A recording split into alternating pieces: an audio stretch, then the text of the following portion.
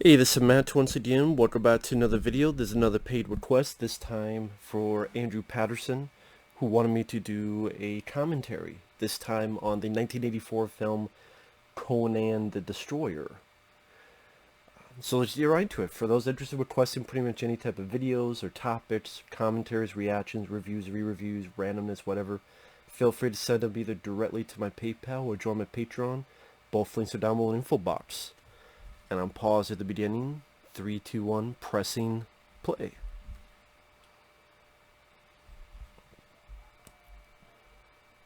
And again, excuse all the background noise, whether the neighbors are pounding nails or neighbors' roosters, all that stuff. As we have the old Universal logo. And we're going to have Dino De Laurentiis, producer who worked with Arnold back in the day. Had him in I forget how many movies it was, the deal, because they had Conan the Barbarian, Conan the Destroyer. Now this is the voice of Mako, who was in the first one, and he's in this one.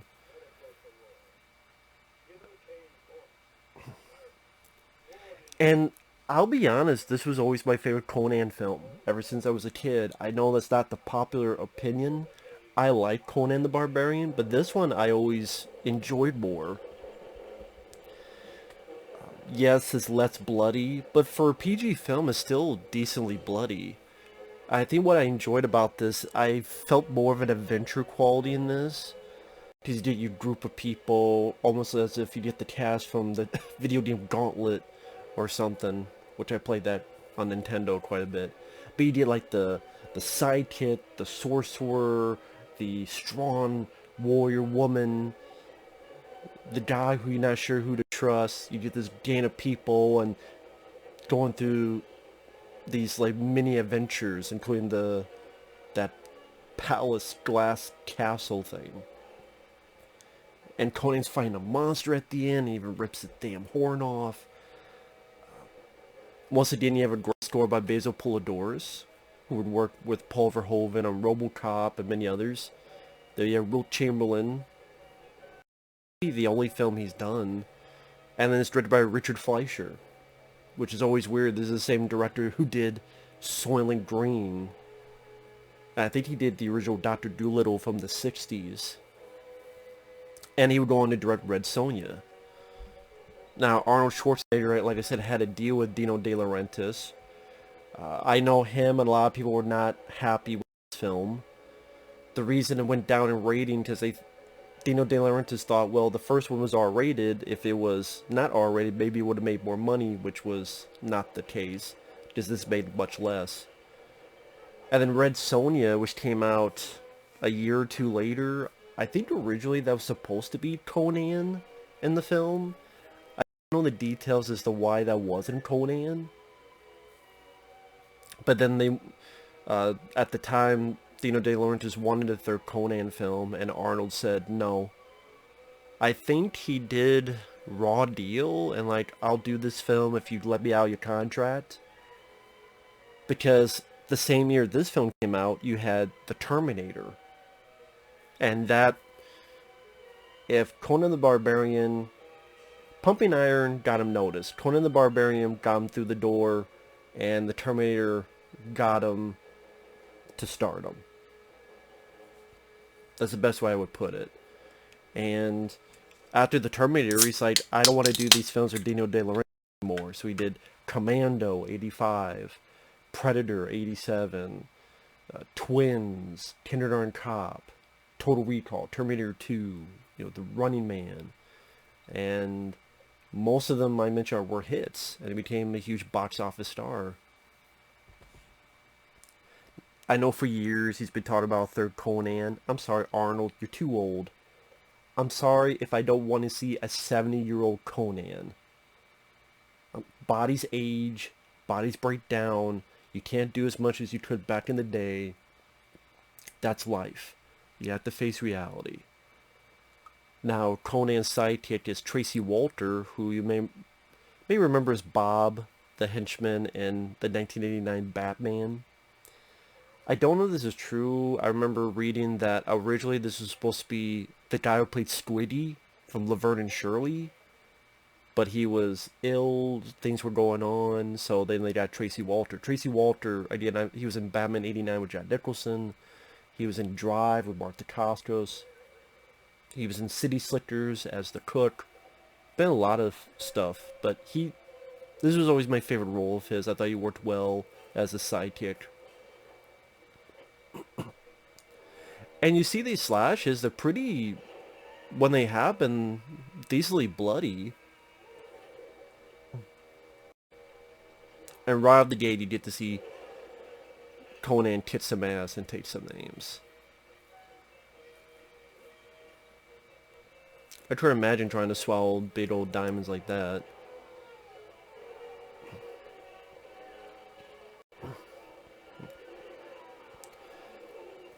Nowadays, they probably wouldn't do that because it'd be too hurtful for the horses.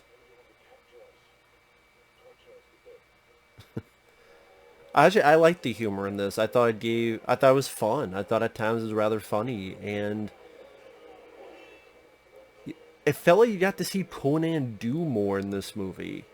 Which basically Conan the Barbarian is an introduction, it's a build-up for him to get revenge for the death of his family. But didn't Conan just seem like get to kick ass and take names, and like you said, you have to, I think you get some,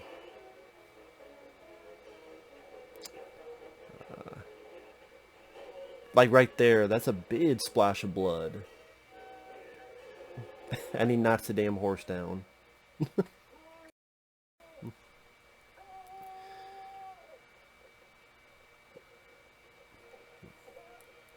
I mean, the Conan the Barbarian is rated R, but it's not like that film had a bunch of, like, Conan cuts like 30 heads off and 20 arms off. This is a bit like when he cuts the snake, but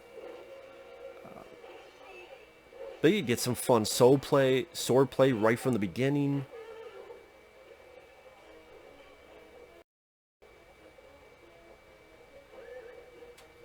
I mean, he racks up a body count at the beginning almost as much as the entire first movie.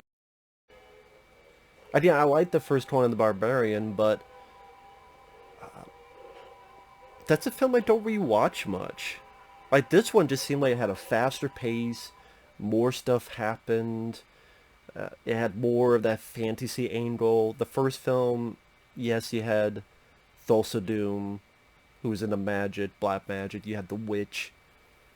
This one I just felt it more. I did with that palace, that castle, fighting the creature at the end, which actually the creature was played by Andre the Giant, no less. And I thought Arnold was a bit more comfortable in the role, since it's been 2 years since. And here we have Sarah Douglas, who was Ursa in Superman and Superman 2.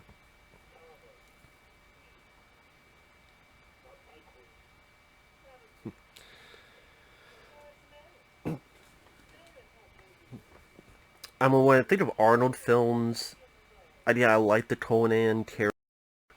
I always think of other Arnold films that I rewatch more, like Predator, The Running Man, End of Days, True Lies, among others.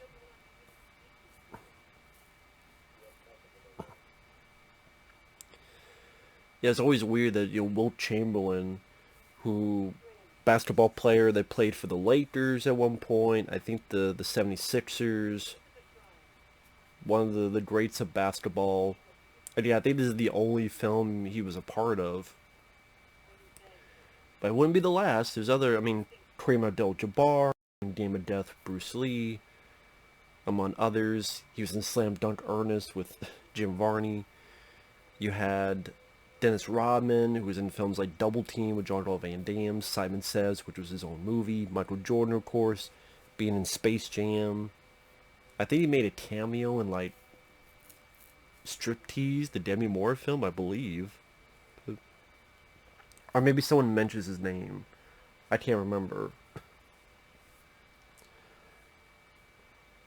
course, this is a reference to his woman in the first film.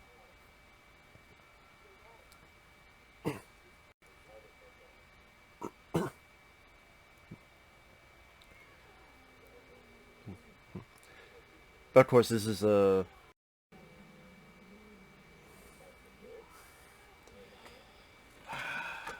Stupid cats. I'll be right back.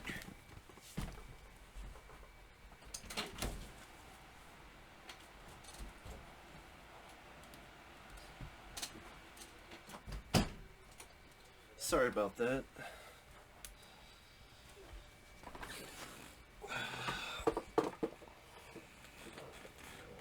Sometimes cats can be really stupid. But, yeah, of course, the idea is Conan is tempted to go on this journey. Hopefully his love of his life be brought back from the dead. Of course, that's not the case. They're using him, and they're lying their ass off as you start this journey. I mean, I guess in retrospect, it's kind of like a little bit more violent version of a Hercules: The Legendary Journeys, which came out well after this. I like that show as well. I like that with Kevin Sorbo. Anyway, this is what Cole the Conqueror should have been, which I know that was supposed to be a Conan film, but then became its own thing with Kevin Sorbo.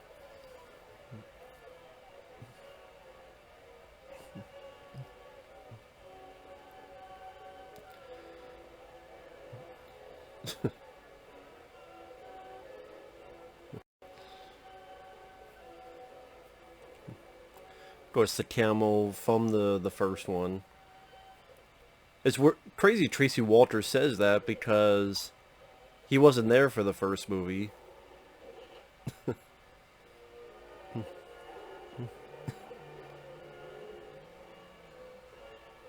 I do wonder how they did that with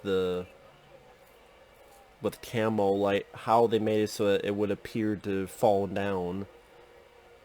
Probably methods that, you know, people would not approve of in today's standards. Which that's, you know, understandable. But it's a good shot, I'll say that.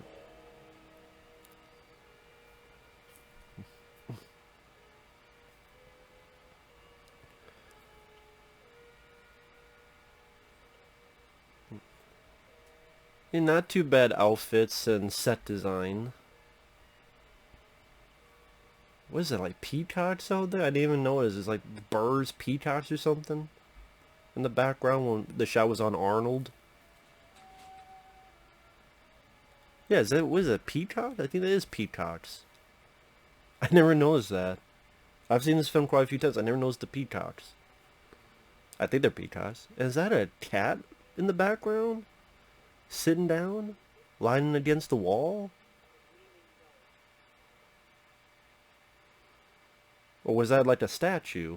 There was something on the ground. I thought it was like a big black cat or something. But yeah, a lot of people didn't like this film. They felt it was a step down. It was sillier. It was more humorous.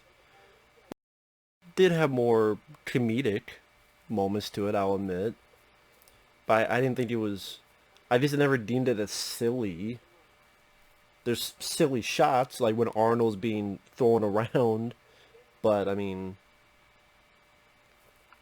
Okay, it's not as violent as the first film, but I find the story, again, more the fantastical moments, just... I think it was just more appealing to me as a child. And so that got me more into the film. Again, just this band of people where you have all these different personalities to play off of. Like Mako, it felt like he had more to do in this. I mean, he was important in the first movie, but he just felt like he had more. Of course, Mako, he was in many films. He was in The Perfect Weapon, and one of his last roles was the voice of Splinter in the 2007 Ninja Turtle movie, the CGI film.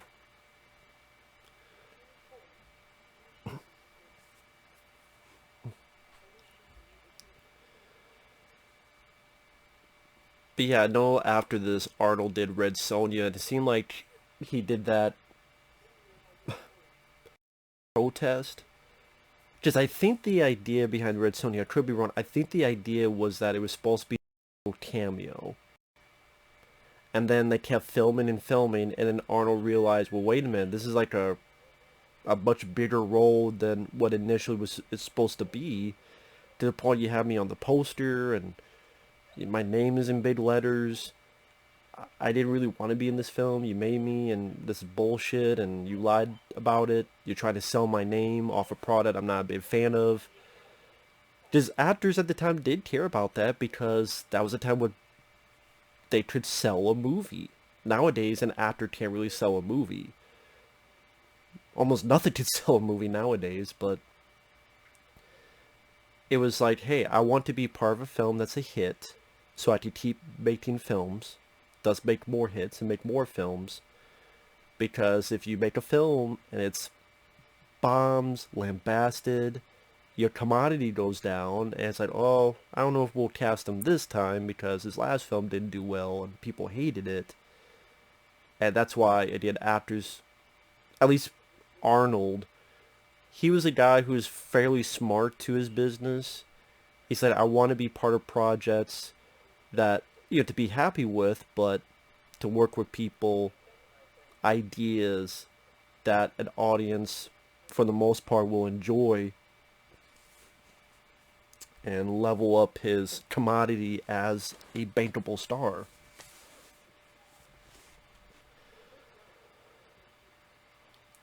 I mean, Raw Deal, some people have asked me about Raw Deal. The reason I never talk about Raw Deal is I'm not really a fan of it. I like the finale, I like the action finale, but that's about it. I don't care about the story, I don't care about Arnold's character. That's a film I'm indifferent, to say the least. Completely indifferent on, except the finale. The finale is fun, you get some fun gunplay, but again, pretty indifferent on the story, the plot, the characters. But yeah, Commando is a classic, that's one of my favorites.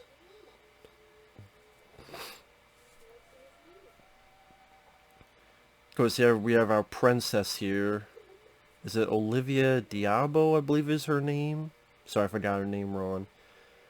She'd be in a couple films and voice acting. I believe she voice acted a couple episodes of, I think it's Star Wars: The Clone Wars, and some other cartoons. I think she was in this film called Greedy, starring Michael J. Fox. Again, she's worked subsequently after this, but this might have been her first role.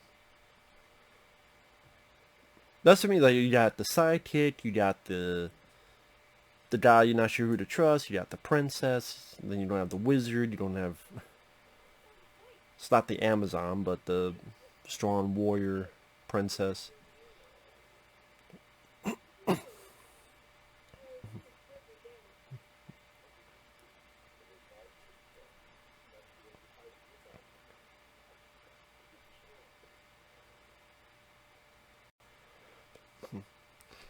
And I know people disagree with it, but I actually kind of like that Conan had a little bit more personality in this film. I mean, I get it, you know, Conan is the guy, the lamentations of the women, and, you know, that's, I could see if a purist of Conan would disagree with this interpretation, but I can't sit here and say I'm a purist because I didn't grow up with the comic books, I didn't read the comic books or the graphic novels. And I still thought Conan was rather badass in this.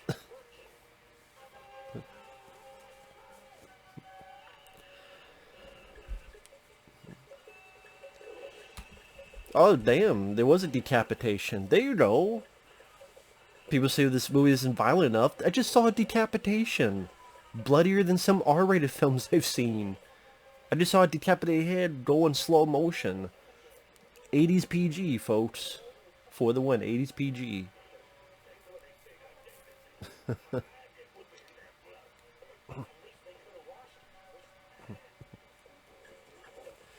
I forgot about that decapitation.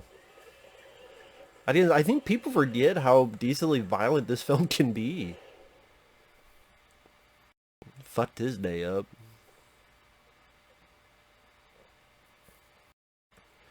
Again, Mako, I feel like he was able to have more to do, be part of the story. We got to see him more screen time wise. Some of the moments he would play off Tracey Walter's character. That's a decent shot of the skeleton in the desert. Whatever that creep, like a mammoth or something.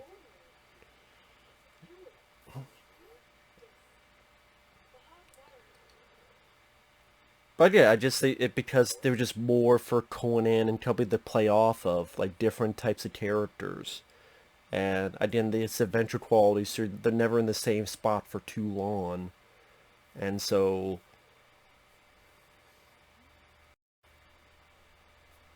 again, I like the adventure quality to this film. Again, I don't know why it reminded me of the Nintendo Gauntlet, because you look at the Nintendo game Gauntlet, they're not the same characters other than, yeah, one's a barbarian, one's a sorcerer, but one's like a bow and arrow guy. You have a strong female warrior, so I guess 3 out of 4.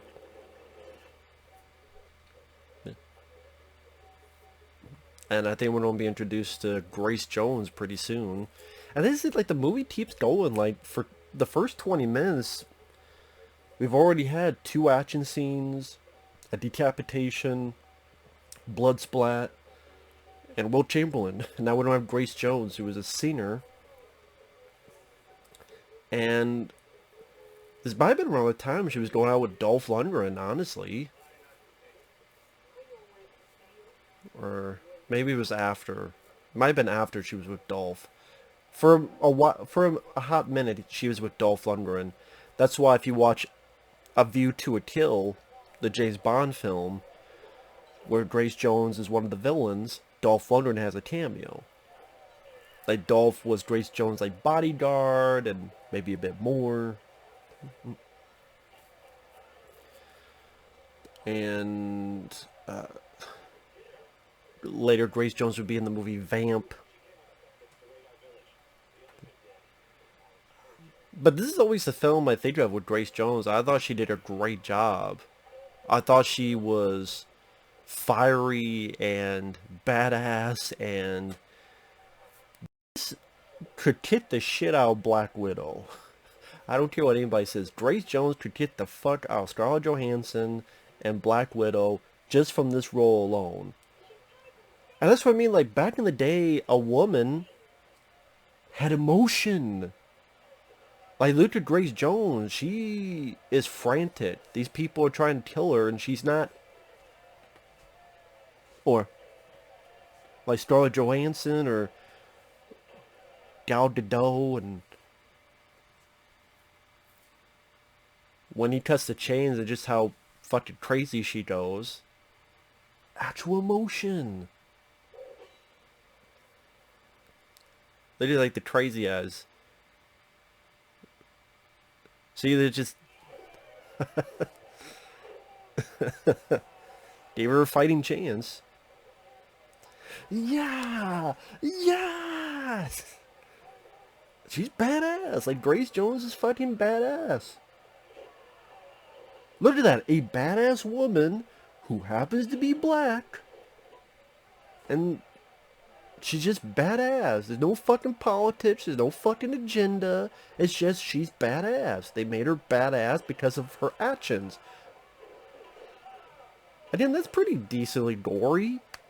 Take a piece of the guy's skin off, break the guy's nose. Again, people who say this isn't that violent, I don't know what movie they saw.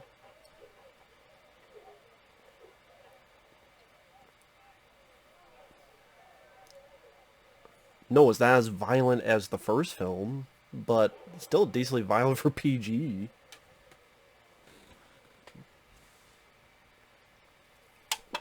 This would never do a PG nowadays.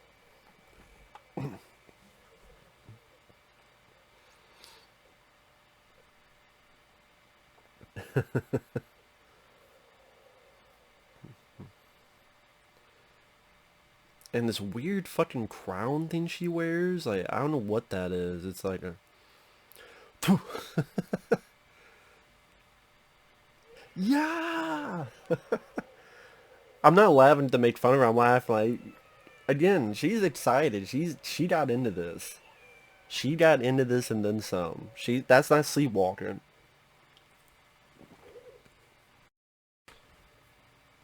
Yeah, she's pretty fucking badass.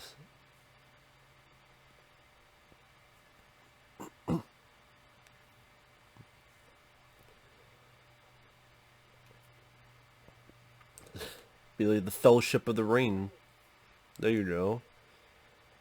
See, if this group was in Lord of the Rings, I'd probably like the movie more. Because I'm sorry, folks, I'm not a fan of Lord of the Rings. I never have been. I never will be.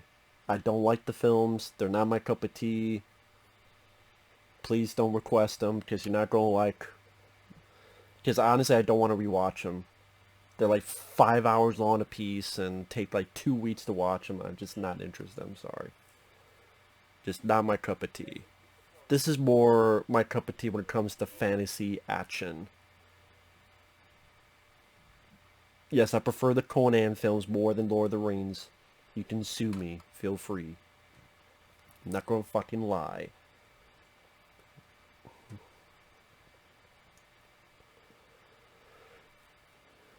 And she's like, fuck this shit. I'll kick the fuck out of you.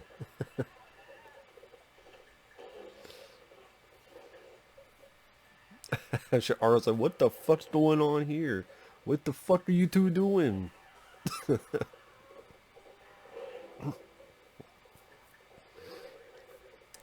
And these are just two characters fighting, regardless of their race, regardless of their sex, regardless of their gender. You just have two people fighting, and that's what it's about. One wants to join, one says fuck off, and there you go. But sadly, every fucking thing has to be a goddamn political shit, like the new Candyman that I've heard of. I'm like, I don't want to watch that. Just tired of this political bullshit. Sick of seeing it every goddamn movie. There was some back in the day, but it didn't feel like every fucking movie.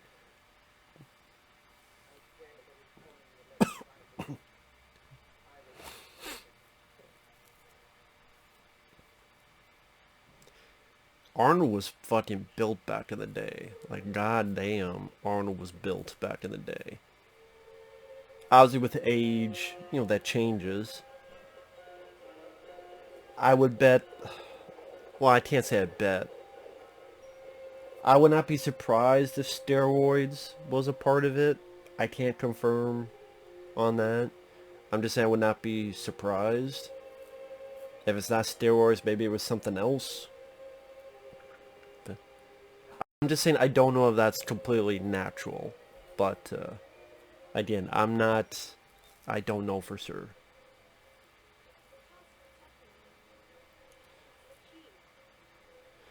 But yeah, back in the 80s, you had quite a bit of these fantasy films. Well, there was either sci-fi, like the Star Wars films, or like sci-fi fantasy mix, like Krull. Krull, which that was, I think around the same year, 84, I believe, Krull. Because Return of the Jedi came out in 83, and that's the last Star Wars film, and honestly should have been the last Star Wars film, and no more, to be perfectly honest. But I think people were yearning for, okay, what's next? What's going to fill that void?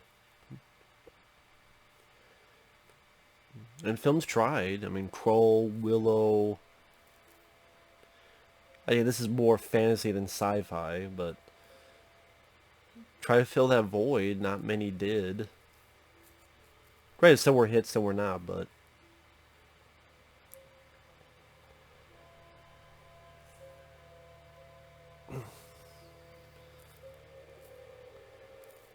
this is like more like actual animation, which I know people will mock the look of it, but I mean it's 84. I can be fine with it when it's 1984. It's not 1994, and I don't know, the animation gives a little bit of a charm, unlike just CGI. Kind of interesting that he turned to like a I don't know, a pterodactyl made of smoke. Whatever you, cloud, whatever you want to call it, like a ghost pterodactyl.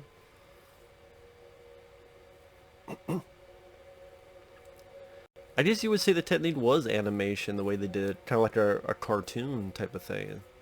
I mean, to me, it has a charming look to it. It's not everyone's cup of tea, though.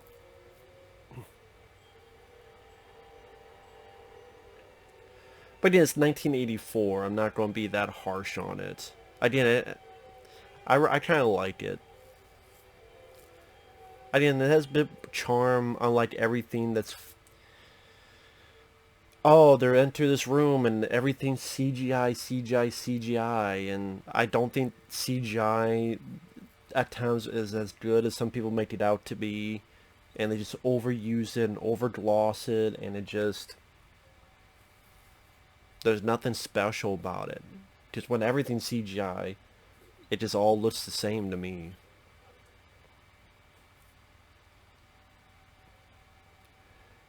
And then this weird, like, magician, whatever you want to call him, sorcerer.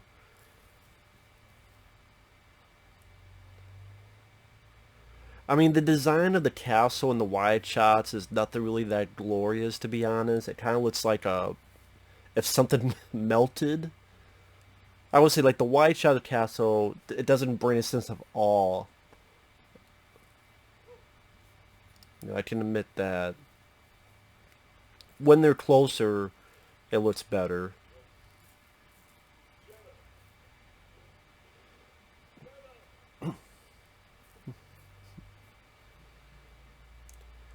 But you don't really have a lot of the sword and sorcery films of yesteryear.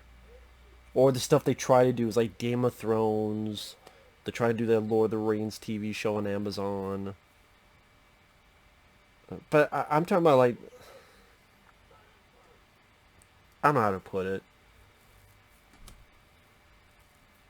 I mean, Game of Thrones is more their cup of tea, so to speak.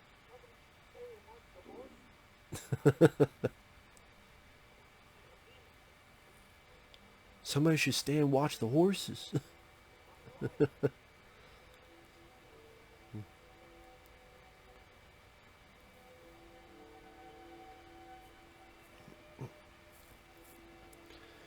And then Tracey Walter's a funny sidekick, but he never came off as annoying or irritating. Which I thought was the right decision. I didn't...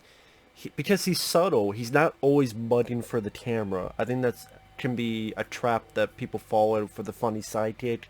Is if the guy's always mudding, if he's being a Kevin Hart, he's always mudding, trying to make jokes every 5 minutes.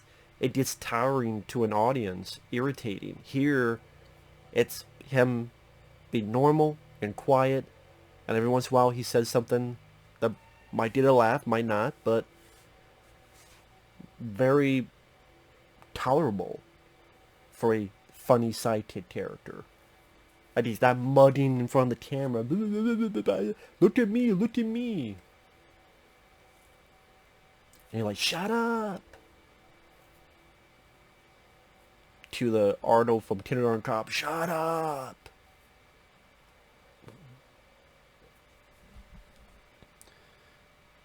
It's an hour and 41 minutes, and then you have the credits. So, technically you have probably about an hour left of the movie.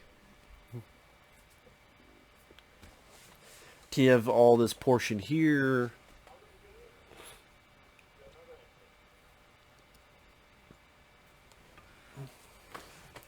I want to see if I can look up info on the film.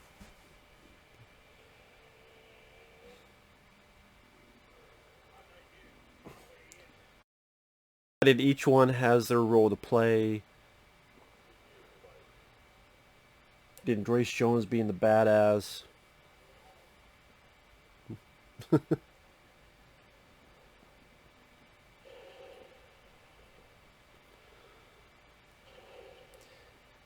5.9 IMDb. I think it'd be higher. Came out June 1984. Box office 26 to 31 million, which was a step down from the first. They need me.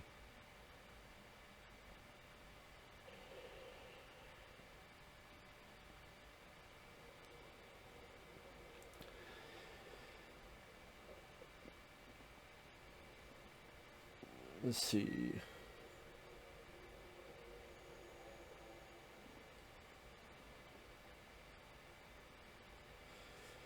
It was felt by some viewers to have send the bloody, brooding ambience of the original for a more child-friendly adventure. I mean, I wouldn't call it child-friendly. I mean, I guess child-friendly as in there's fucking decapitations. If that's child-friendly, I'll take more of that. Please. I'll take a lot more of that.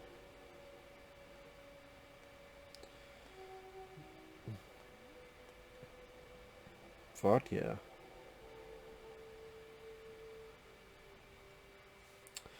Apparently, the original writers were deeply displeased by the final screenplay and the finished film, so they made their story into the graphic novel Conan the Horn of Azoth, published in 1990. Huh. Did not know that.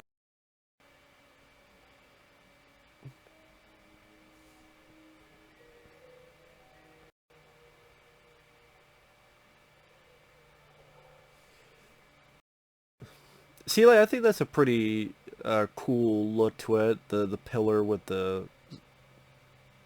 I'm guessing the background, maybe some matte paintings or such. I miss the old techniques of back in the day, which are completely abandoned because you just go everything CGI or nothing at all. Which to me, I find it more lazy to not try to think of more creative techniques. I think that's where we lost, was like, we could do all on a computer.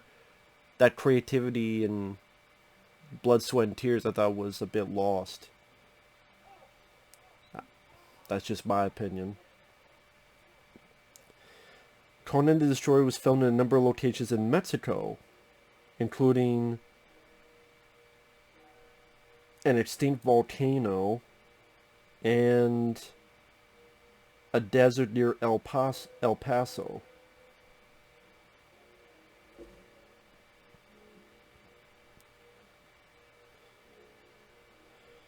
Yeah, the first Conan made about $40 million.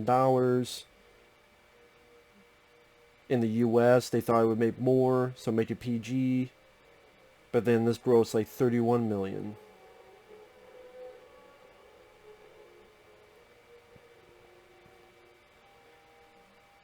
Although it made a little bit more money foreign than the first one.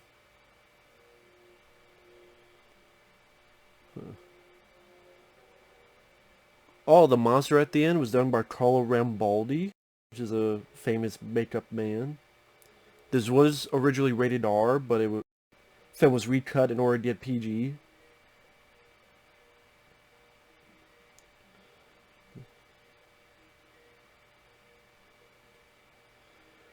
Wait, Olivia Diabo, it says here she's 14 years old? Is she really 14 years old? I don't know if that's right.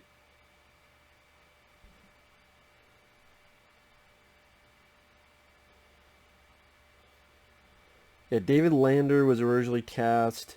That's it, I played Squiddy from Laverne and Shirley, but due to both his deteriorating health from the onset of multiple sclerosis and difficulties with the director, he was forced to be let go, and the part was recast with Tracey Walter. Okay. Yeah, but, I mean, there's no features. Like, there's some features on the first movie, but there's no features on this one except, like, a trailer. So there's now a whole lot of info.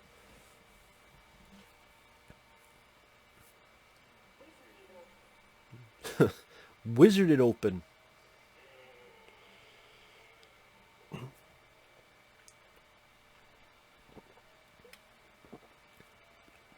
Actually, this is one of my favorite moments in the movie. And when he has to battle all these things. And he's... I didn't... That's... Let's say, like, Conan fighting monsters. That's what I wanted to see. And the closest you got was this. Fuck that Jason Mamma Mia film. That movie just sucked ass. It was... See, gore doesn't mean the end-all be-all. The Jason Momoa film is gory. It's still shitty. Just Jason Momoa I'm sorry. He couldn't hold Arnold's jocks. And the film itself is just uninteresting story, uninteresting version of Conan. Mostly CGI gore anyway.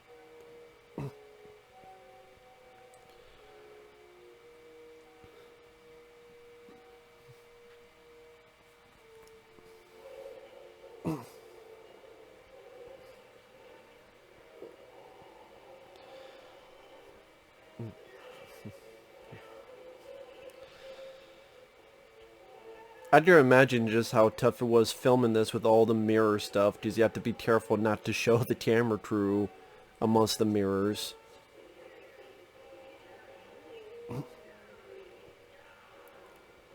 I know while this fight is not the Raid Redemption, it's not meant to be. It's meant to be more of a brutish strength type of fight.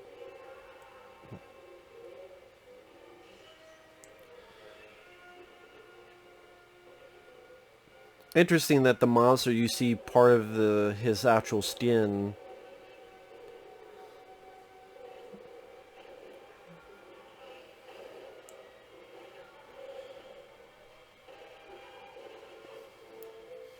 It almost looks like the monster has titties.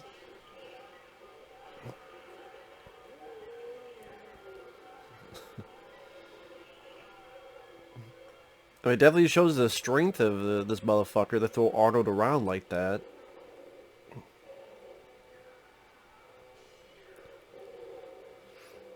Because they ain't gonna work. Also coming up is my favorite piece of the Basil Polidor score.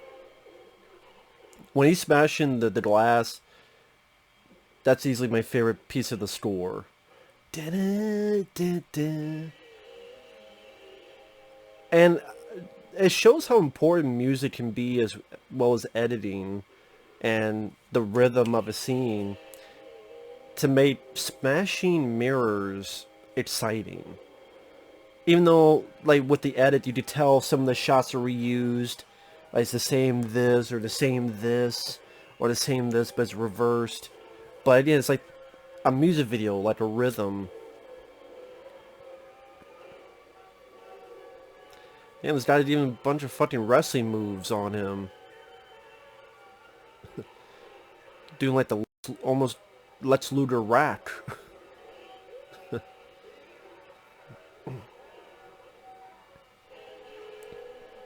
Yeah, there you go. There's the music.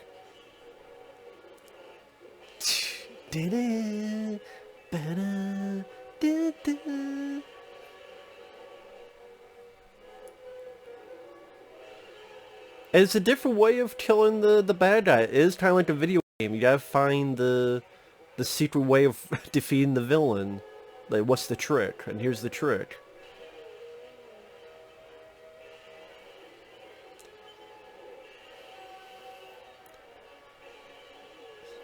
Breaking all the shit.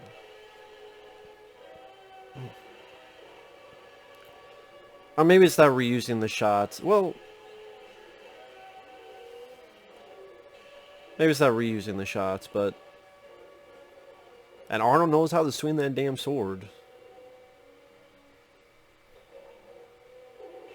I was always confused as to why this had to be a choice. Like, it's like, okay, you're behind two of them, but which one? Just hit both. Like, why does it have to be a choice? It doesn't look like there has to be a life and death choice with this. To throw your sword. Like, just go up and smash both of them. But it makes it more dramatic. But it's as bad as a Conan just fucking sheer spears a fucking sword right into the guy. So, you know, it makes it a bit more dynamic for the finale of this villain.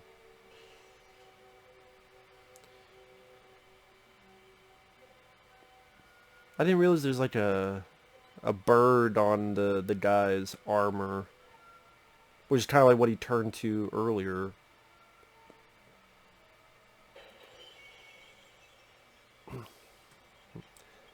So, it said here that apparently this girl is 14 years old?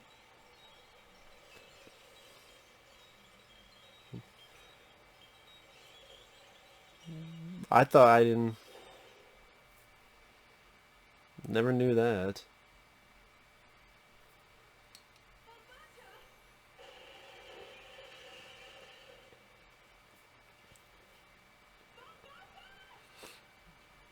Yeah, I don't know if that's true or not, and maybe we'll have to confirm or deny if that's the case with this.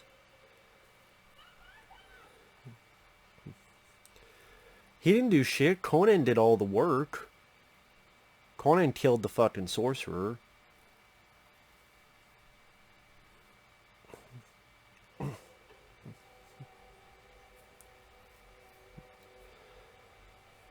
But that's also with this group of people. It's nice at the end that everybody has their moments to shine. Pretty much where Mako gets the idea of what you need to do. Grace Jones and Tracey Walter able to damage it a little bit for Arnold to rip his fucking horn off.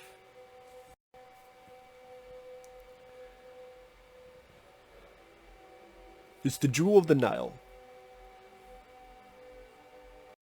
And here's the thing, folks, if I do a commentary, I'm not going to make fun of a film that I enjoy. If I don't like it, I'll make fun of it every way and twice on Sunday. But if I like the film, then I like the film.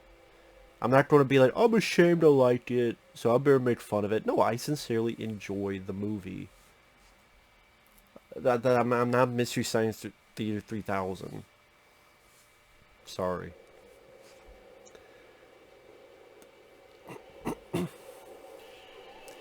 Yeah, you need to get the fuck out of there. Yeah, get the fuck out. God damn it. Get the fuck out of Dodge. Again, the castle on the outside, it does look like one of those rock candies that's melted. Like that, I mean, the castle I wish would have looked better on the outside. Again, it doesn't look if you took like the Emerald City, a portion of it, you melted it with a blow dryer or something.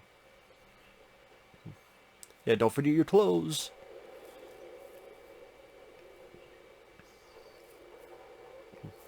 Shit, we can't all fit on this boat.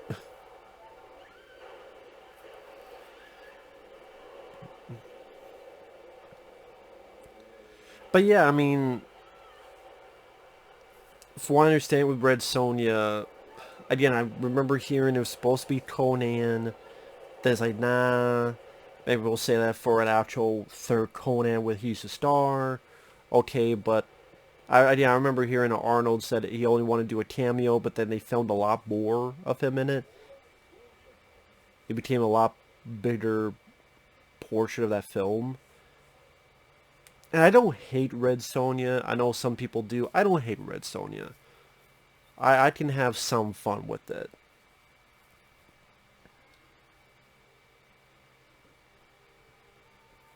But I don't love it either. Of the 80s, Arnold is definitely one of the weaker films he was in. But you think about it, like, from 84 to like 90, I mean, see, that's what I mean, like, it doesn't go too far until another action scene. Some people may find that be a problem. It's not to me, it's just exciting. And that's the first hint that Wilt Chamberlain is full of shit. Trips up Grace Jones's character on purpose.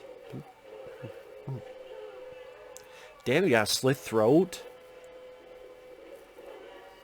Then each one getting their moments to shine. There you go.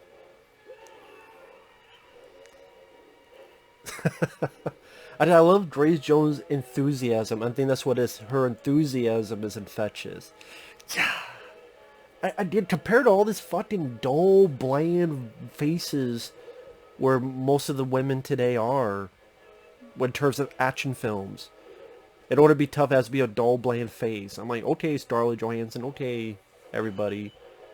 That's why, you know, one of the better ones was Halle Berry kidnapping John Wick 3. Now, this guy with the helmet is actually Arnold's buddy, Sven Thorson, who was in the first Conan, but that's why he keeps his helmet on here. Well, number one, it would make sense because it's armor. Why would you take it off? But two, Arnold would try to get his buddy as much as possible into the films. But yeah, that's Sven Thorson. He was a guard in The Running Man, who at the end tells, I got to go score some steroids. Sven Thorson will also be the mall security guard LaFours and Tim Smith's Mallrats. He had a main villain role in Abraxas with Jesse Ventura, which is a god-awful film. But yeah, it's like, yeah, that's Sven Thorson was in the first movie. I love these poses that Arnold does. Yeah, that's the badass final one. Do a bit of swordplay here. I mean, these big fuck-off swords, and he definitely knew how to handle a sword by then, especially that behind-the-back move. It's not the easiest thing to do.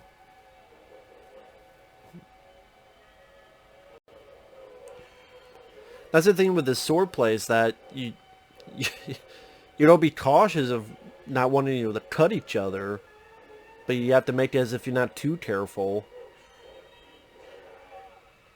There you go. Goodbye.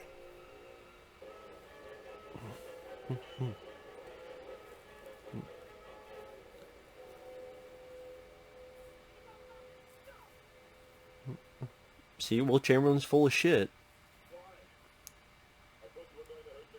See, Arnold's not buying this. Look at this. He's like, this is bullshit. To steal his quote from Commando. Bullshit. I'm gonna steal the girl? You full of shit. Yeah, I'll put a little bit of the exposure on the camera so you can see a little bit more of my face.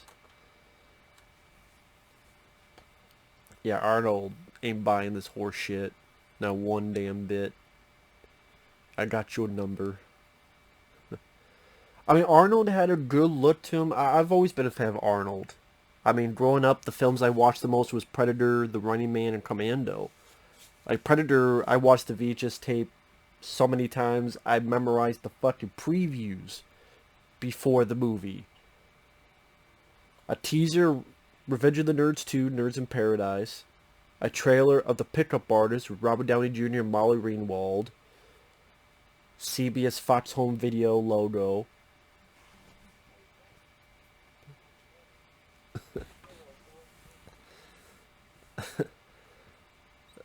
I'm laughing because this is a moment with Grace Jones and Tracey Walter, where Tracey Walter's trying to be a bit sneaky.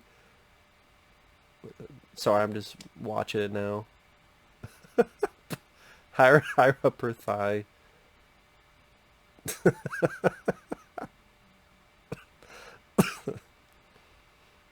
She's gonna be a little bit sneaky with it.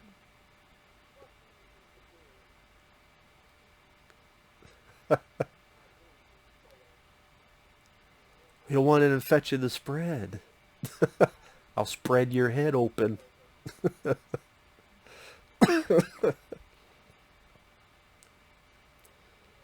See, this is what the world's come to. Try to help somebody, and what do you get? Threats. See, that's humor done well, because it's subtle. You get what he was doing, but he's not being an asshole. He's not forcing her down, it's just he's trying to get a little peace. Okay, fine. You know, did threats.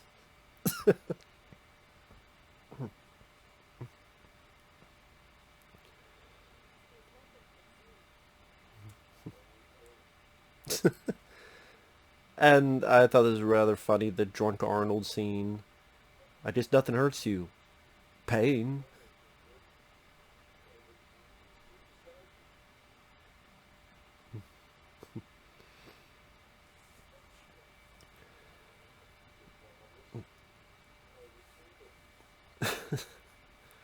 I think the humor is fine. The humor is not lollygag, happy-go-lucky me, mudding in front of the camera, pulling down our pants, pissing in the wind, farting. It's not that kind of humor. It's humor based around the characters having a little bit more personality and camaraderie with each other. That's where the humor comes from, and that makes it more genuine, definitely more subtle compared to what they would try today. That's the case.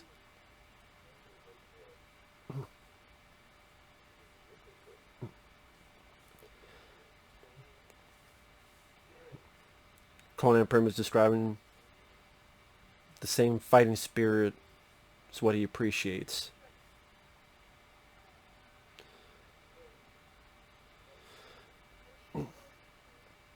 But I was talking about Arnold, like I grew up with his films and I was more into Stallone and Van Damme, but I always did like Arnold. And I was saying like from 82 or so to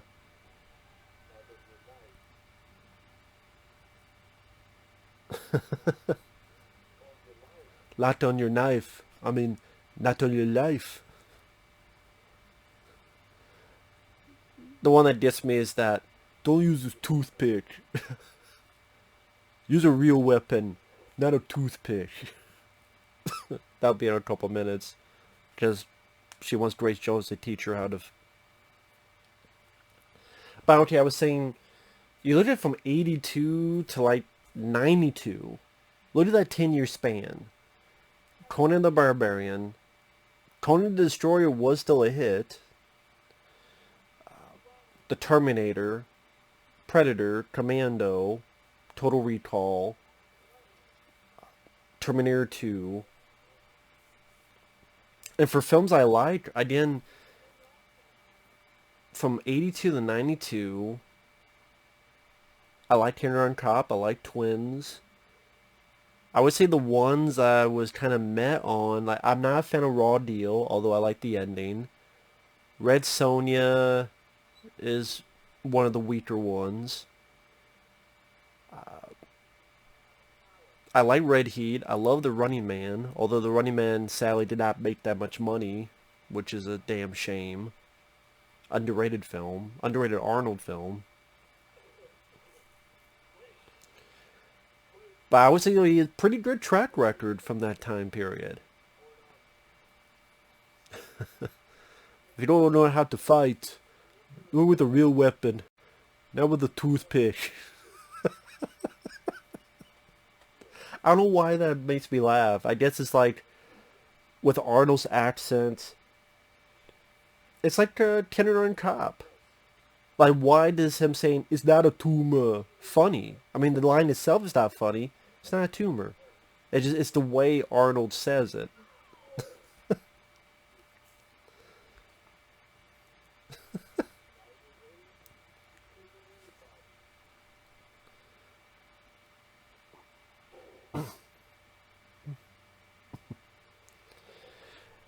Granted, that was a little bit too silly, him run into Wilt Chamberlain's character, but I can let it go.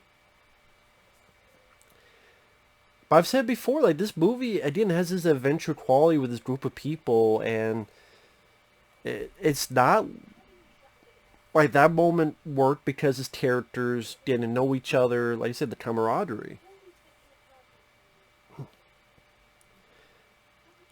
And here's a little bit with Grace Jones.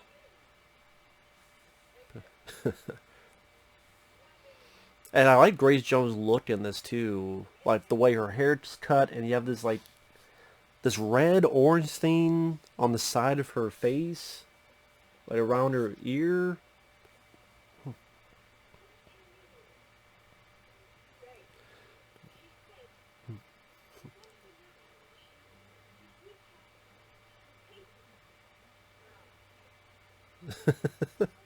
Sorry, now I'm just watching the film.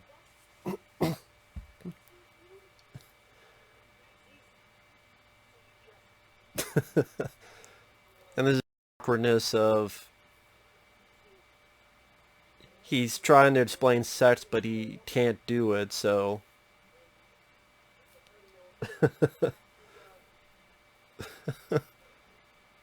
To join. They have to get together. I think just that awkwardness.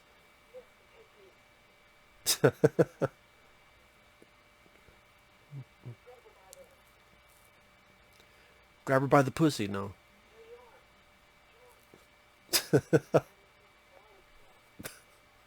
How do you think flowers grow? Like,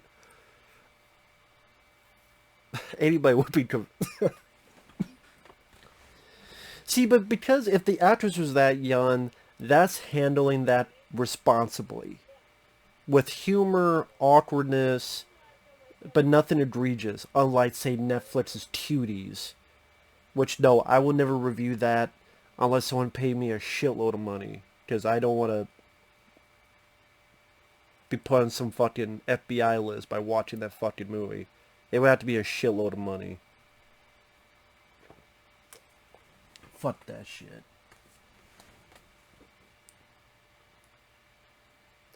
But yeah, with this,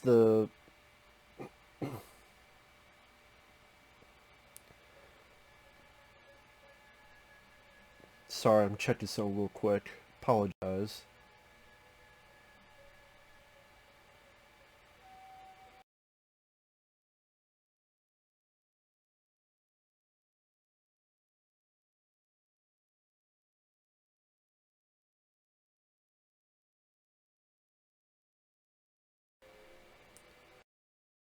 I was just checking something real quick on my messages.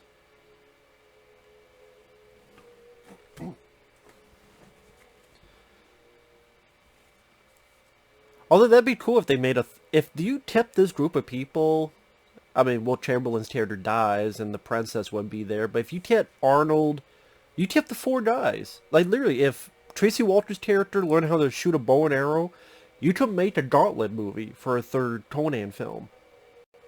And that'd be pretty fucking awesome. Like, you're in some villain... God, that would be a pretty damn good third Conan film. Like, imagine this film made triple, what the first film made. Let's just say. We're going to give you a bit more of a budget. Matt, you're creative. What do you want to do? Okay. After Commando, it's 86, because I don't think Arnold had any films come out in 86, I don't think. Okay, here's what you're going to do. We're going to have a third Conan film, but we're going to bring back Tracey Walter, Mako, and Grace Jones. And for you, we're going to put you, the bad guy, some bad guy is pissed off with what you guys did, or killing the sorcerer in that palace, whatever. They're pissed off. Okay, you know what? I want to play a game with you four. You are in this endless amount of dungeon. There's monsters and creatures everywhere. It's this other world, other realm. No one's ever escaped. Via con Dios, whatever. Saya fucking Nara. And these four have to escape. And battle through all these monsters coming out everywhere. Really amp up the creative juices of makeup effects that we were seeing in the 80s.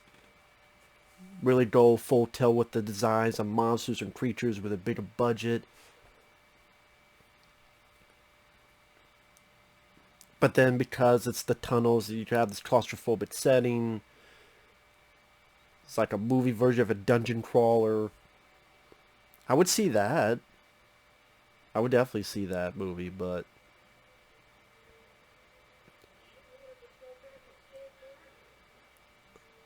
Like, did the creative juices, the ambition you have, not the tone, not the effects, but the ambition of, like, Killer Clowns from Outer Space.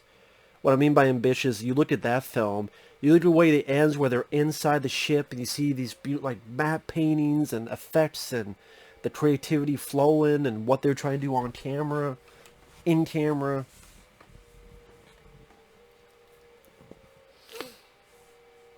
That would be nice to see.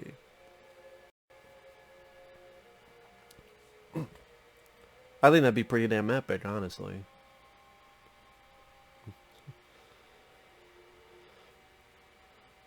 And then it really would be Conan the Conqueror, because he's conquered the underworld, along with his friends. You know, he conquered the underworld. He conquered hell, so to speak, and survived it. And because they've had creative juices, okay, go back a bit to the R rating. Have him cut a bunch of fucking demons' heads off and monsters' heads off.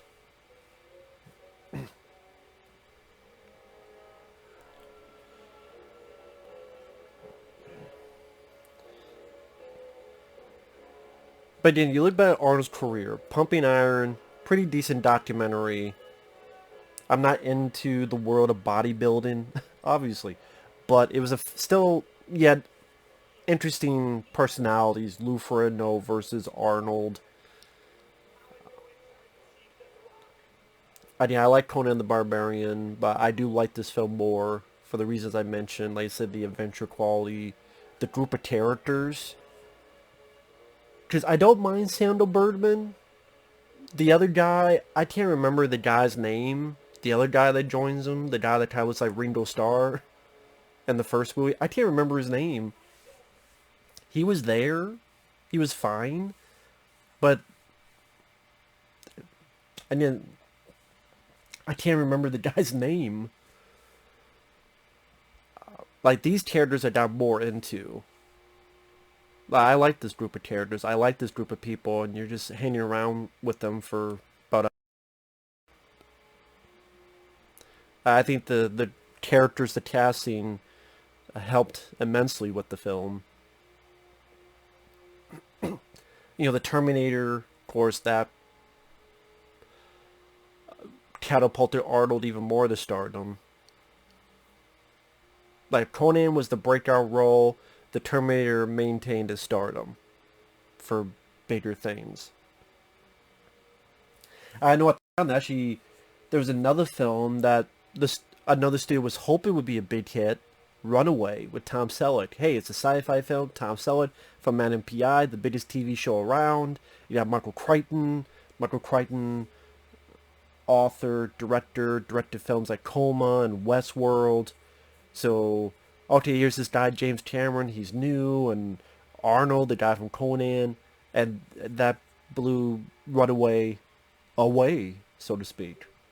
Which sucks, because I love Runaway, but, I mean, the Terminator was the Terminator. It terminated Tom Selleck in that movie. But I love Runaway. I have it on Blu-ray over here. I love that film. But 85 Commando is great. I love Commando. Yes, I love Rambo 2 more. And I did a video, Rambo 2 versus Commando, why I like Rambo 2 more. But Commando is still, I would say it's my second favorite Arnold film after Predator. I would say my top is Predator, Commando, The Running Man, and then probably End of Days. And what would the fifth one be? God, that's tough. Because there's a lot of good ones to choose. I like Red Heat, I like Killer Cop, I like Twins, I like Jingle All the Way. Probably True Lies. Probably True Lies. Eraser's good. That's a fun film. I like Collateral Damage. I like The Last Stand. I think that's the last good film Arnold's been a part of. And sadly, Arnold, the biggest mistake Arnold made was going to politics. I think that was the biggest mistake he made. Because, number one, the last film he was in before he went into politics was Terminator 3, which was a disappointment. So you left the audience, at least a chunk of it, with a little bit of a sour taste. It wasn't like a big bang, hey, I'm going to retire from movies for a while. And then, I wasn't in California, never lived in California. A lot of people in California have said that Arnold sucked as a governor. Again, if you live in California, you can confirm or deny, did Arnold suck as a governor? But it seems like all the the tallies you hear is that he sucked. And he rubbed a lot of people the wrong way. He made a lot of bad decisions. Again, I cannot confirm because I never lived in California. So then when he came back to movies, because what, Terminator 3 was 2003, and then The Expendables 2010, so that's like 7 years later. You also had him cheating on his wife with the maid. I'm not sure time frame if that was after or before, I can't remember. You had, that didn't help with the public perception of Arnold. The Last Stand I really enjoyed, but that's a film that came out in January, and Arnold had been away for so long, and 7 years is a long fucking time. And so in 7 years, again, that was a cameo in The Expendables 2010. Was The Last Stand, was that 2013? Somewhere around there? I can't remember the exact date. So if that's the case, it would have been 10 years. Not 7, 10 years since the last film he starred in. And then the last was Terminator 3, and then all the politics stuff. 10 years, some people have grown. Like if you're 18, you're now almost 30. And they're like, okay, Arnold's older. The Last Stand comes out in January. Yeah, I think it's a damn good movie.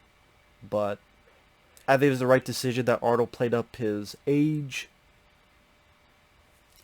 But I think for a lot of people, they either got tired of Arnold, they're like, they moved on to other action heroes or other types of action. With the Marvel films and superhero movies and maybe I'll catch that on DVD. Maybe I'll catch that on Blu-ray. I don't want to see it in the theater. And sadly, The Last Stand pretty much bombed. I mean, let's face it, it pretty much bombed. So Arnold didn't do that type of film anymore, which sucked. Which sucks because look at what he did afterward. I gotta go back to Terminator, Genesis, Dark Fate. Horrible pieces of shits. And even though they bombed, and the planned trilogy for each one of those failed and went away, they still want to do more Terminator films. They never learn. Arnold's like, okay, maybe I'll do Predator. He did the voice of that Predator Hunting Grounds game, like, not playing a character, but like a voice on tapes. Which I thought was kind of shitty. Like, make an actual game where Arnold's an actual fucking character. Like a storyline, a cutscene plot. So like, Arnold in a Predator sequel, not just tapes that you find, you hear audio. To me, that was a cop-out on Predator Hunting Grounds. Wasn't that good of a game for what I've seen and read reviews of. What, Sabotage? Didn't care for. Killing Gunther, one of his worst. Enough talk. Nice.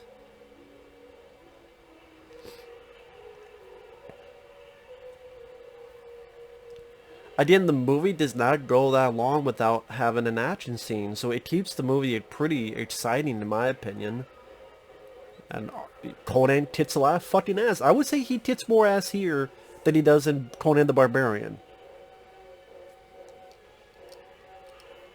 I really do. And then you have like Grace Jones kicking some ass. Mako gets his moment to shine in a little bit. Like each one has their essential moments, so nobody feels useless. I like that. I appreciate that.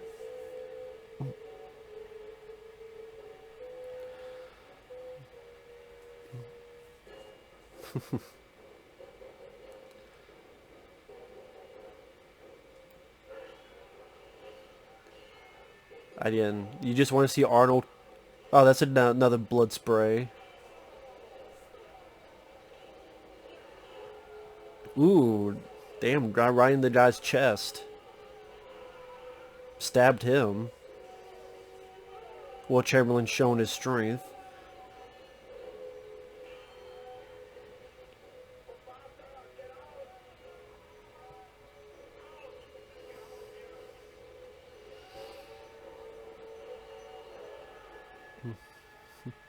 Of course, this two-faced prick. Always find a way to fuck over Conan. Which brings, at least again, at least a little bit of a different dynamic to have this guy ready to stab you in the back. And then this is Mako's turn, the, sorcerer versus sorcerer moment. But yeah, I was talking about Arnold, just you looked at, try to remember all the films he's been in lately. Like, okay, if I look up his filmography, that's something to look up.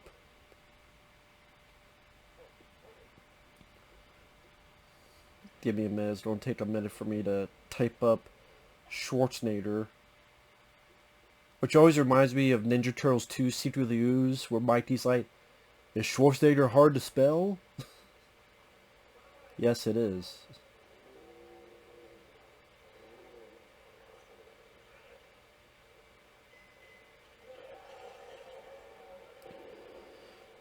But okay, let's look at his filmography.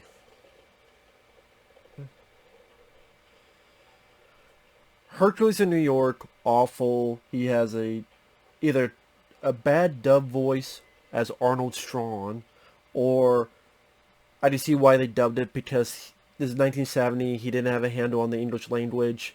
It's like, do the same things in all the same places. Like, he wasn't ready for the movies at that time. Some of his early films I haven't seen, Scavenger Hunt, among others. Pumping Iron, like I said, pretty decent documentary. Conan the Barbarian, his breakout hit. And then 84, Conan the Destroyer and the Terminator. 85, Red Sonja Commando. Yeah, I love Commando. 86, okay, 86 was Raw Deal. Okay, I was wrong. I said he had nothing to do in 86. So, excuse me on that. People are like, oh no, well, that shows how much I care about Raw Deal. So there you go. Instead of Raw Deal, do the Conan Gauntlet movie. Dungeon stalking.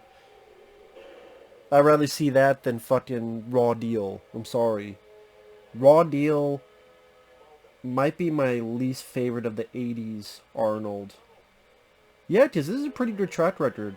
Conan the Barbarian, Conan the Destroyer, The Terminator, Commando, Predator, The Running Man, Red Heat, Twins. I mean, Red Sonja is meh, and Raw Deal, again, I like the ending, that's it. And then Predator, The Running Man in 87. I mean, sadly, The Running Man flopped, but it's a damn good movie. Predator, my favorite. Red Heat, fun buddy cop film. Twins and Kindergarten Cop, funny. Total Recall, very solid. T2. Last Action Hero I like. Never hated Last Action Hero. I always thought it was a fun movie. True Lies. And then Junior. Yeah, Junior. Not big on Junior. I don't know if I would say I hate Junior, but I wouldn't say I'm a big fan of it. But I don't know if I would say I hate it. Eraser is fun. Do You Know the Way? I would probably say it's my favorite Arnold comedy. Batman and Robin, that was pretty bad. End of Days, his most underrated. I saw in the theater, love End of Days. 6 Day, okay, but it's alright. Sadly, that's better than Gemini Man. Talking about clones and such. Collateral Damage I enjoy. Terminator 3, disappointing, not big on it. It's not the worst Terminator film. It's better than Dark Fate and Genesis, but Terminator 3 I'm just not big on. Pretty much making Terminator 2 pointless. Fate is what we make. Never mind. No, it's not.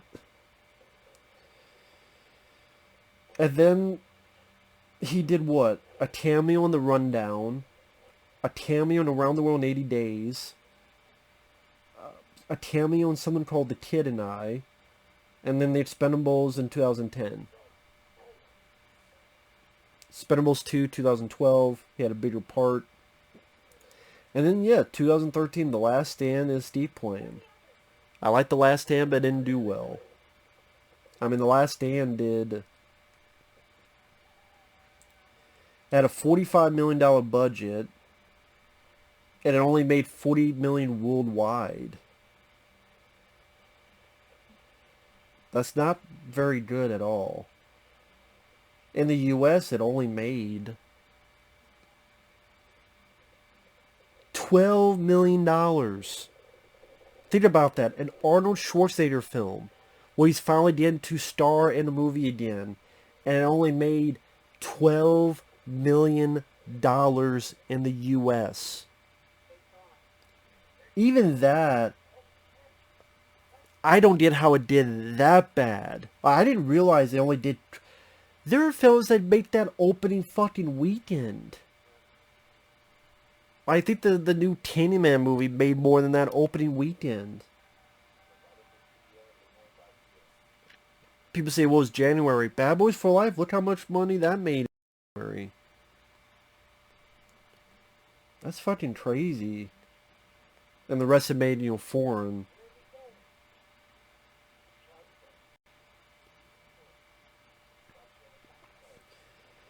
Expendables 3, ID, Terminator Genesis, Aftermath, Killing Gunther, that film he did with Jackie Chan, Journey to China, Terminator Dark Fate.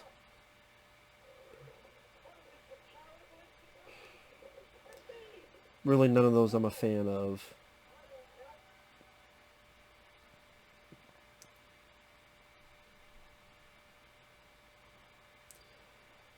And then there's supposed to be that Kung Fury 2. Post-production halted over a lawsuit with investors in September 2020. Huh.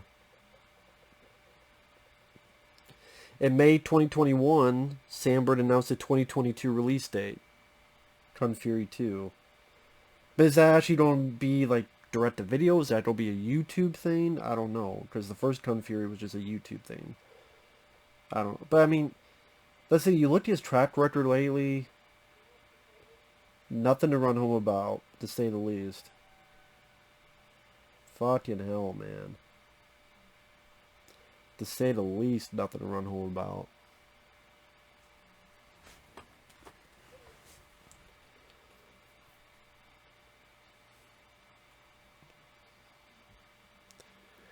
Now, pretty much this horn is going to bring back this god, but really the end of the world. I think that's another thing I like too, is that it felt like there was a bigger predicament, a bigger risk, a bigger end game, so to speak, where stop this bigger evil.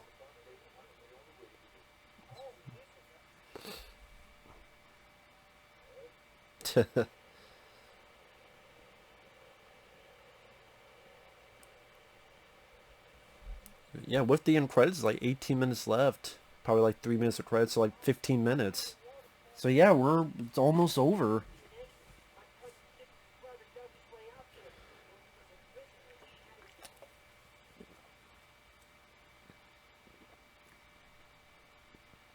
Pretty much we're going through the preparation for this ritual where she's going to be sacrificed.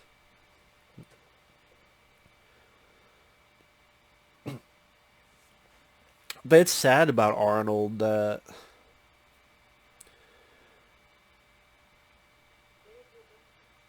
I appreciate Arnold try to do a bit more outside of his range with Maddie and Aftermath, which is more dramatic. Like Maddie is a zombie film, but it's much more of a dramatic film. Oh, Arnold versus zombies? That's not the movie. And Arnold was not the problem, but I didn't care for the bleak, bland, dull, gray cinematography. Just made me tired to watch, and I just was rather bored with the movie. And Aftermath, I was even more bored with the movie. Again, I knew it wasn't an action film. Arnold's not the problem. It just... I found those films rather boring, and that's why no one ever talked about Maddie or Aftermath. Name one person that's brought that either of those films up in the past year or two. If he did, good. Teach their own. Those were not my cup of tea. Not because Arnold did something dramatic. Again, he wasn't the problem with those movies. I just didn't think the stories were that Maybe potentially interesting, but I didn't care for the execution on them.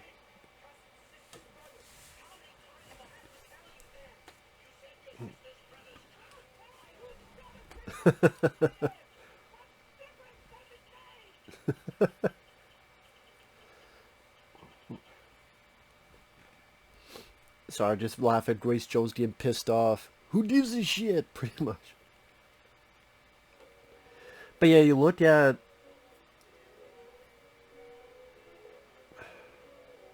Arnold's too old. I mean, it just said The Last Stand to me is what the type of film Arnold should be making, and that's the film that did the worst. I think 12 million in the U.S. and that's it. Again, I said maybe some of the issues that befell Arnold before the release of that film, but I didn't know it did that bad. Even then, you would think enough people, hey, I remember Arnold back in the day. It's the return of Arnold. And I guess the marketing, the story, the trailers, they did nothing. Unlike me. And it's a pretty decent movie, too. Go figure. And that's why Arnold wants to reclaim his old glory, and it's never going to happen. That's why... See, then you started hearing Arnold, yeah, I'll do another Terminator. I'll do another Terminator. Yeah, I'll do another Conan. I'll do Teen Conan. Okay, maybe I'll do Predator. Oh, it's just a cameo. And then, okay, I'll do the voice of these audio tapes. Do you think Arnold would have done that in the 90s? No. So you tell that Arnold's a bit desperate for work. For money. Like, Arnold would have never done Predator Hunting Grounds, again, just these audio tapes. He never would have done that stuff. And he does, commercials, he's saying his lines, get to the chopper anytime he can. I wouldn't be surprised if he's on Cameo, you can hire him to start, get to the chopper. Which, I like the line in Predator, I'm tired of people saying it. I'm tired of Arnold saying it, I'll say that. And...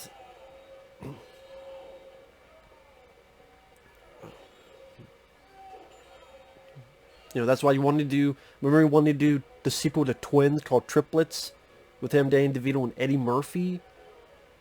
But none of this came to play. There was no film Triplets. There was no Teen Conan. Because it's too late. And you look at how... If Terminator can bomb... Not once, but twice. Genesis and Dark Fate. Because they were awful movies. Then, if those can't be a hit, what...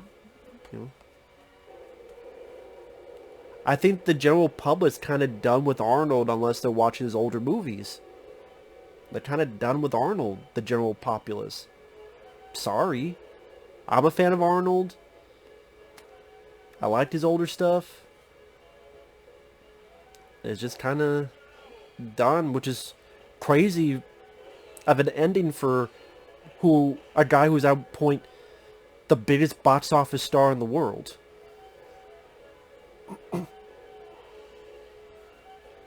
Nice. I think the guy that got the spear, I think his name is Pat Roach, who got speared. And Pat Roach, I think he's the guy in Raiders of the Lost Ark who was fighting Harrison Ford by the plane. I believe that's Pat Roach. I could be wrong, though. If I'm wrong, I apologize, but I believe that was Pat Roach. I know Pat Roach is in this. I don't know if that was him or not. Again, decently violent for what it needs to be. After this knockdown, dragged out fight with Wilt Chamberlain. Someone that give Arnold a bit of trouble. And with his height, you could believe it. I didn't mention I like the makeup effect of the statue moving around as if it's come to life. And that's pretty cool. Conan with a sword and an axe. How you always want to see Conan.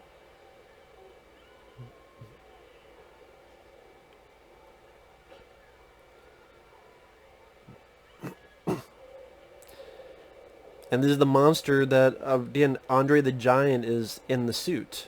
Yes, the wrestler, Andre the Giant. And she got impaled.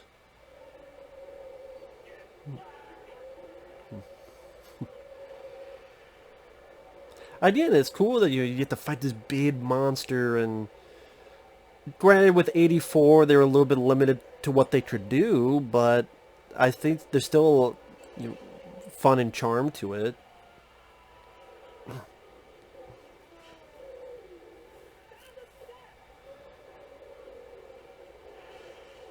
Again, nice blood splats and chopping this fucking thing down.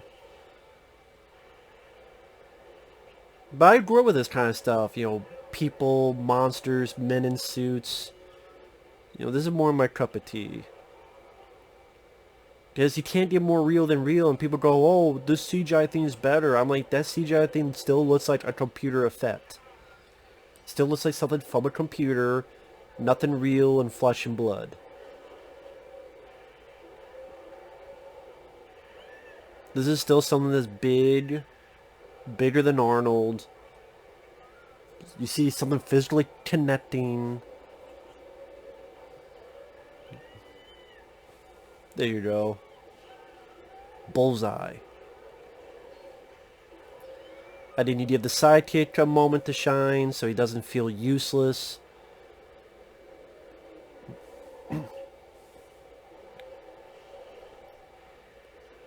Mako has the expertise.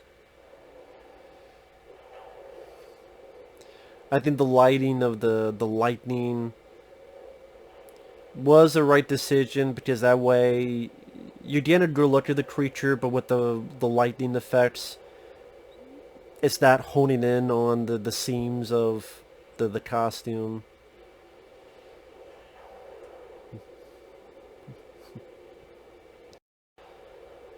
I mean, you think of Conan the Barbarian, he didn't really have a fight with Thulsa Doom. It's pretty much went up to him, cut his head off. That's it. Here is an actual battle, which is why I like this finale more. I like that there's an actual battle with this fucking thing. Again, he didn't really have a battle. I mean, technically, I guess, 5-10 minutes before with all those guys on the horses, but I mean, like, with the actual main villain.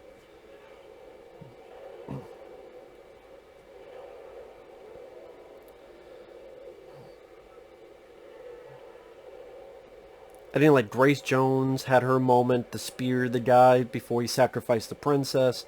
And Tracey Walter. I thought this was always, like, bad. Like, he's ripping the fucking horn out. Pretty graphic if you think about it. I mean, actually ripping out the horn. You see, like, the blood pouring down, and the thing just, the flesh just tearing apart.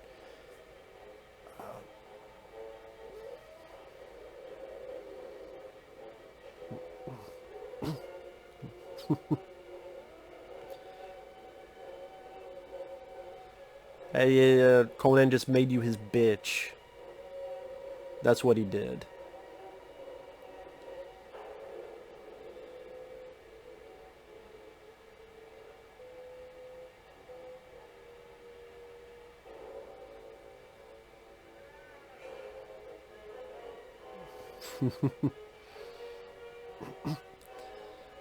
I don't know if it was for ratings. It would have been nice if you saw a wider shot of the sword going into the head.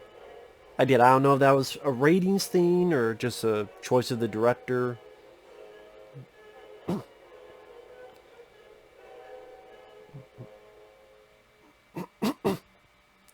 As the group getting their reward, so to speak.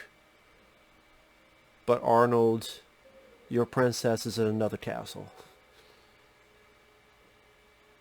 Each person gets their reward to be part of this flourishing new kingdom. Probably going to get paid a lot of money too.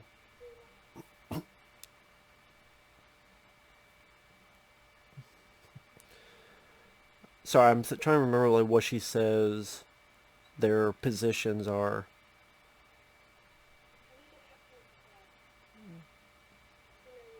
Okay, so she's a captain of the guards. Okay.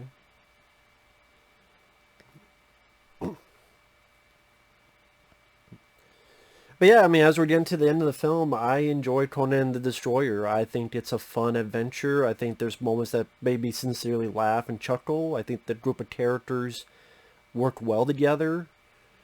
Mako, Tracey Walter, Grace Jones. I think they all have their own personalities. Nobody feels useless. They all get their moments to shine.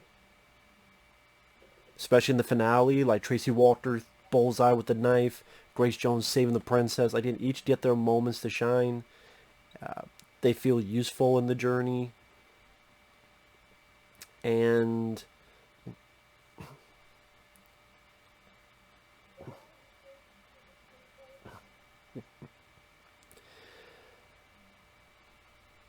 it's quite a bit of action. I mean, every 10 minutes it seemed like there's another action set piece. Again, it's not Mission Impossible or the new Marvel film in terms of action, but to me it's more down to earth compared to those, but it's still more appealing to me. And for a PG film is still decently violent. Still decently violent. You still see quite a bit of blood. Hell, you see more blood here than some R-rated slasher films.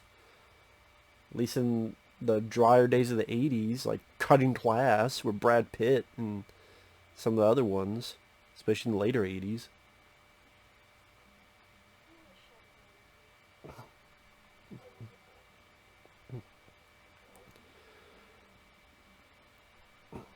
Conan needs to move on.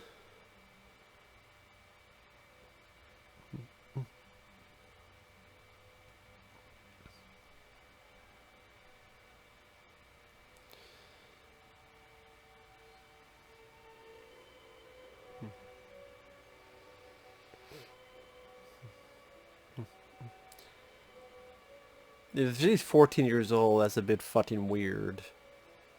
I don't know how I feel about that. Because I didn't know she was that young.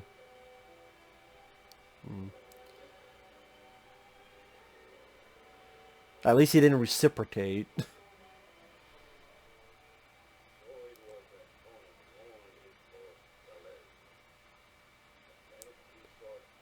He sought adventure in distant lands and trod the jeweled thrones of the earth beneath his sandaled feet, until at last he found his own kingdom